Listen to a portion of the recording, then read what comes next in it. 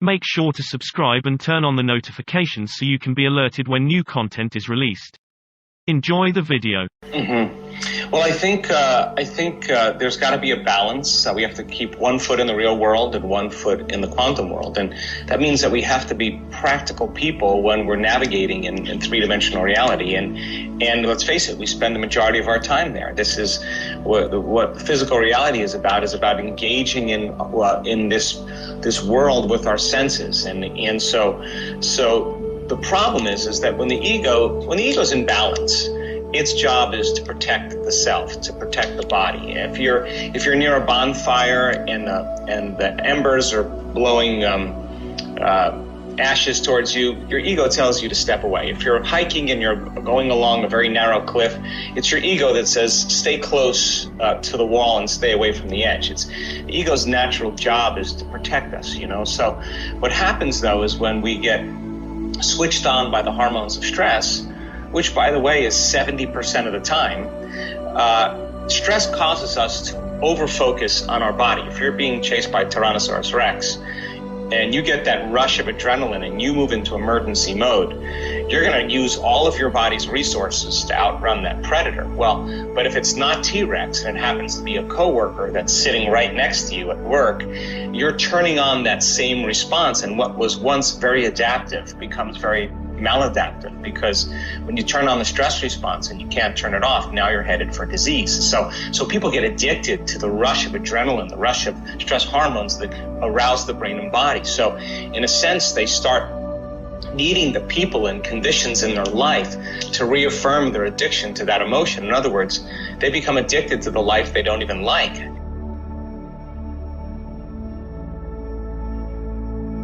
So this is why change is so hard. At the same time, when you're threatened by a predator, you see danger, all of your attention goes to the outer world. You're narrowing your focus on the cause of your change in your internal state. So that becomes a habit. People all of a sudden start narrowing their focus on everything material. Well, in the quantum world,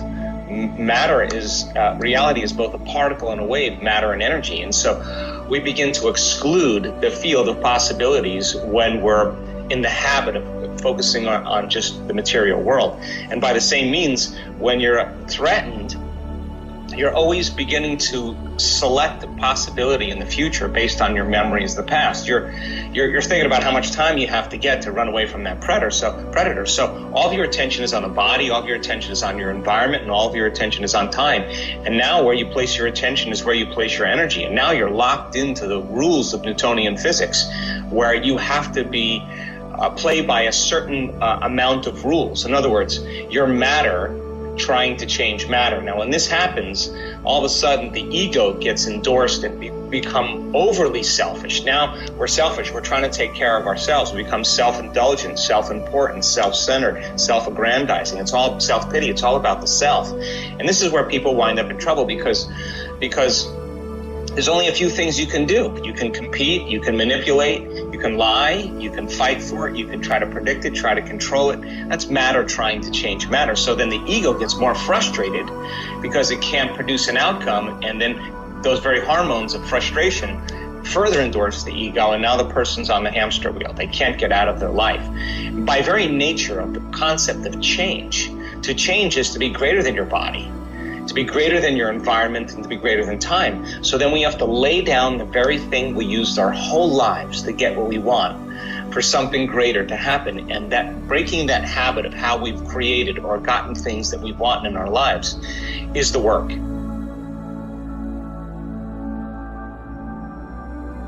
So when we create from the field instead of from matter, we have to shed the ego and we have to shed the identity. Now that sounds really simple in a phrase, but if you keep waking up every morning and thinking the same thoughts, making the same choices, doing the exact same things, creating the same experiences, and producing the same emotions every single day, and those same emotions drive your very same thoughts, your biology, your neurocircuitry, your neurochemistry, your hormones, and even your genes are going to be the same. In other words, you're programming your body into a predictable future based on what you did in the past, and now we lose our free will to the program. So you do that for 20 or 30 years, and all of a sudden you decide to sit down and find the present moment, and your body says, well, I'm on a program. I got to get up. I got to make breakfast. I got to go to the bathroom. I got to check my emails. I got to watch the news. I got to take a shower.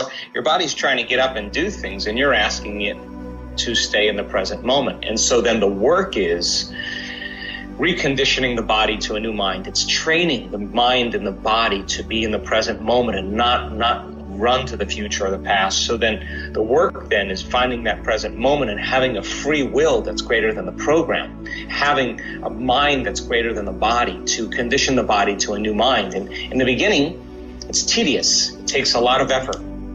But if you know the formula and you know how to do it, we have so much research to prove that you could be sick, you could be overweight, you could have a terrible past, you could have all kinds of things that people excuse themselves for. Too old, it doesn't matter. We've measured these changes on every age, every body type, every culture, every race, every disease. People have once they understand the formula, then they know how to overcome their ego. Yeah.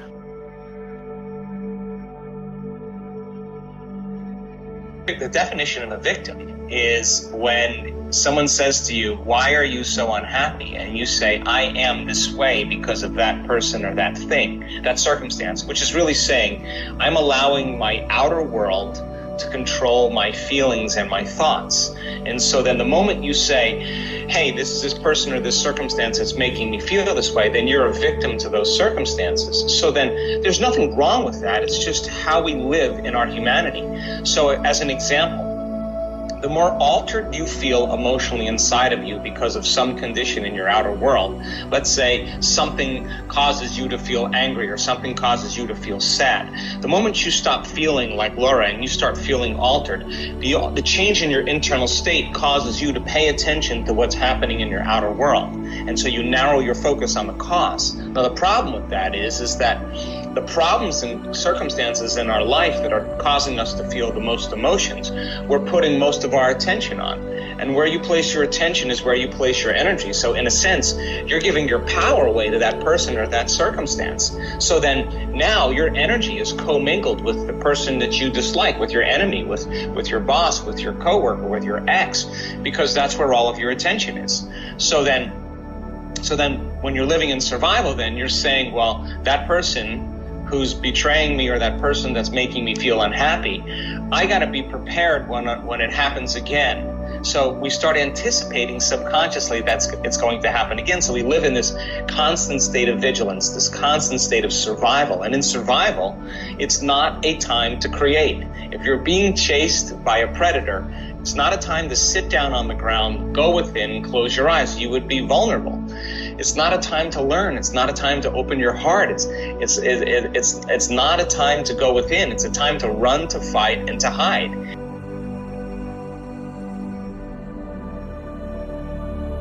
The primitive nature in us in survival, which again, 70% of the time, we're living in that state of emergency. And in emergency, it's not a time for growth. It's not a time to create. It's not a time for repair. It's a time for emergency.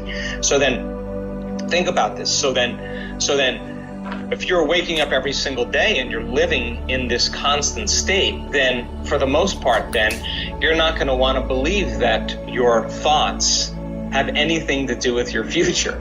In fact, getting a person to sit down and close their eyes, who's fearful, who's anxious, who's worried, who's depressed, that takes an enormous amount of effort. So, but if they understand the theory and the technology, then all of a sudden, if they start applying themselves and going within, and every time they start noticing a thought that's connected to a person or to an emotion, and they stop and they settle their body back down into the present moment, the act of doing that is a victory.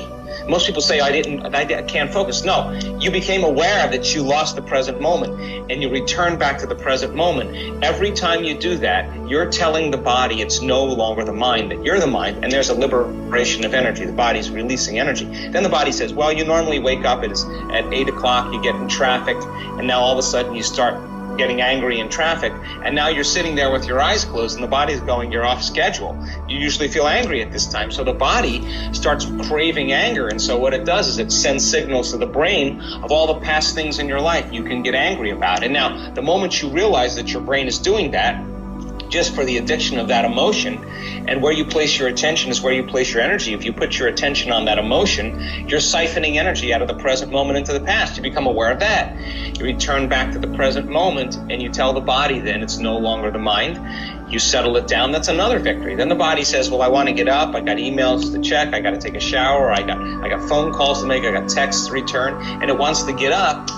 And you wanted it to sit down, and you realize that when it's on a program, it starts to do that, and you settle it back down into the present moment. It's another victory. That means then your will is getting greater than the program, and David is slaying Goliath. And in the act of doing this over time, sooner or later, like the body, it's just the animal, it's just the servant. Sooner or later, if you're training an animal to sit, sooner or later it's going to learn how to sit, and the body finally surrenders to another mind. And that is the moment the person starts freeing themselves.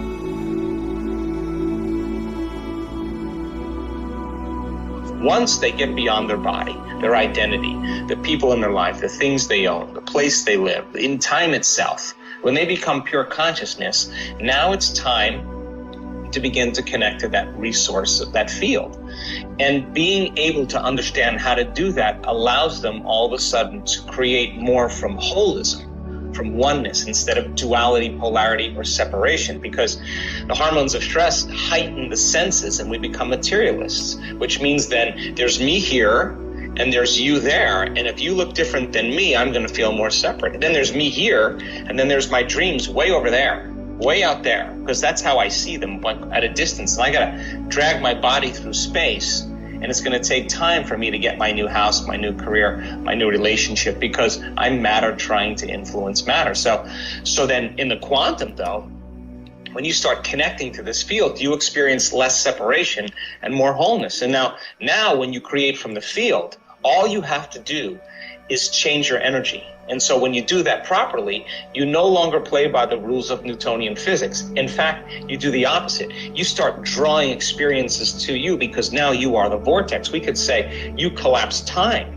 and space, or the experience is drawn to you. Now all of a sudden the game changes, because the synchronicities, the coincidences, the serendipities, the opportunities start showing up in your life, and you're now the vortex. You're the center of that. When that starts to occur, and you start correlating what you were doing inside of you that produced that experience outside of you, you're going to pay attention to what you did, and you're going to do it again. And sooner or later, you're going to start believing more that you're the creator of your life and less the victim of your life. Now, here's the caveat. You can't have a great meditation, feel all holy, feel all spiritual, feel all connected, and then the moment you open your eyes, you return back to the program. You start getting angry, you start getting frustrated, you start getting impatient. The moment you do that, you just disconnected from the energy of your future, and you're back to the energy of your past. And don't expect anything to change in your life. That in fact, the whole purpose of this work is to change the brain and body, so that when you get up from your meditation, that you can maintain that modified state of mind and body your entire day. And if you can, get ready, because weird and wonderful things are going to begin to happen in your life. So you got to be able to sustain that state with your eyes open.